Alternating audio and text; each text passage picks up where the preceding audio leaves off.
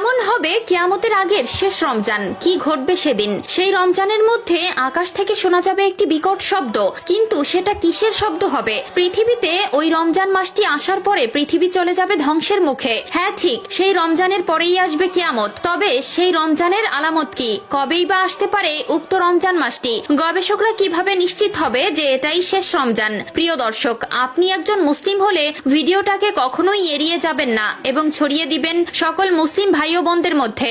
এবং যদি আসন্ন রমজানে সবগুলো রোজা রাখার নিয়ত করে থাকেন তবে অবশ্যই একবার ইনশাআল্লাহ লিখে কমেন্ট করবেন। তো চলুন ভিডিওটি শুরু করা যাক। এই পৃথিবীর শেষ কিভাবে হবে তা নিয়ে ইতিমধ্যে বিভিন্ন গবেষক বিভিন্ন রকম মতবাদ প্রকাশ করেছে। কেউ কেউ বলছেন সূর্য এই পৃথিবীকে তাপ দেওয়া বন্ধ করে দিবে। সূর্যের আলো পৃথিবীর প্রাণের সবচেয়ে অবিচ্ছেদ্য অংশ, কারণ সূর্য সালোক সংশ্লেষণের প্রধান উৎস এবং পানিচক্র সূর্যের আলো ছাড়া ধ্বংস হয়ে যাবে। আবার অনেকে বলছেন পৃথিবীতে পানি শেষ হয়ে যাবে। তবে এর ভেতরে সবচেয়ে যুক্তিযুক্তপূর্ণ মতবাদ হচ্ছে পৃথিবী তার নিজস্ব ভর হারাবে, যার ফলে পৃথিবীর সাথে অন্য কোনো গ্রহের সংঘর্ষ ঘটবে, আর এই জন্যই ধ্বংস হয়ে যাবে পৃথিবী। কিয়ামতের বেশ কিছু আলামত ইতিমধ্যেই প্রকাশ পেয়েছে, যা আমাদের প্রিয় নবী সাল্লাল্লাহু আলাইহি ওয়াসাল্লাম 1400 বছর আগে বলে যাওয়া কথার সাথে মিলে যাচ্ছে। হাদিসে বর্ণিত আছে, মানুষ এতটাই সম্পদ প্রিয় হয়ে যাবে যে তারা অর্ধ উলঙ্গ অবস্থায় থাকবে, অথচ উঁচু উঁচু দালান কোঠা তৈরি করবে। অন্য আরেকটি হাদিসে আমাদের প্রিয় নবী সাল্লাল্লাহু আলাইহি ওয়াসাল্লাম বলেছেন, কিয়ামতের আগে সময়ের বরকত কমে যাবে, আর ইতিমধ্যে